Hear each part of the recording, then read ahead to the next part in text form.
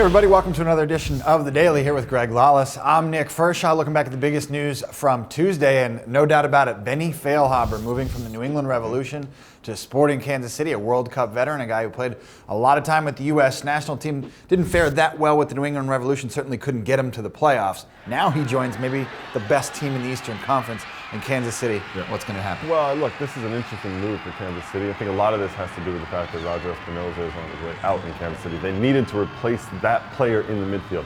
They needed a player who's box to box, a little bit of skill, who can play in that midfield with Zusi, that kind of thing. Now, Feilhaber doesn't bring the energy that Espinoza brings, certainly on the defensive side, but getting forward, he's got a little bit more. And I think that Peter Vermees is trying to build sort of a midfield juggernaut in terms of the ability to move the ball side to side and then play that killer pass. When you have guys like Kai Kamara, CJ Sapong, don't forget Teal Bunbury is still there. When you have guys like that you can play that ball through to, Feilhaber is the guy who can play that ball. So is Zusi. So if you have both of them in there, that's a devastating duo in the midfield. Yeah, you mentioned it. Graham Zusi's in that midfield for Sporting Kansas City. On the New England side, they're looking to the future. They're going to get some allocation money for this and some future draft picks in 2014 and 2015. But again, Benny Feilhaber to Sporting Kansas City, but the interesting that's got to be the move that gets them over the hump. You would think this is the move for Kansas City that gets them past Houston. That's the biggest thing. Houston will always beat them sort of on those free kicks and all of that, but is this the move that gets them past Houston in the playoffs in particular next year at some point where they're just too good in the midfield to be beaten by Houston on the free kicks in the end? The thing for New England, which is interesting, is they had built a very good midfield, very talented, skillful, quick in the attack.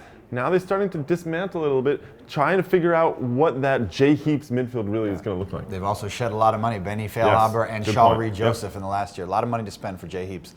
Let us know what you think about Benny Feilhaber. Will he be the final piece that lifts Sporting Kansas City into the MLS Cup? Post your answers in the comments below. Well, here at MLSsoccer.com, we're looking back at each team's season, and today on the site, the Columbus Crew and the Vancouver Whitecaps. Some exclusive interviews there and looking back at some tactical analysis on why these teams maybe didn't go as far as they expected. Some big expectations for both these teams in 2013, but which one's going to fare better, the Columbus Crew or the Vancouver Whitecaps? Good question. I think if I were to really put it down, I'm going to say the Columbus Crew. What they're going to do, I think, in 2013, having a full season with Higuain and Arrieta up top. Eddie Gavin continues to be Eddie Gavin, basically. And so I think this is a team that's on the rise. In particular, they're going to get some guys back from injuries that really kept them out way too long in 2012.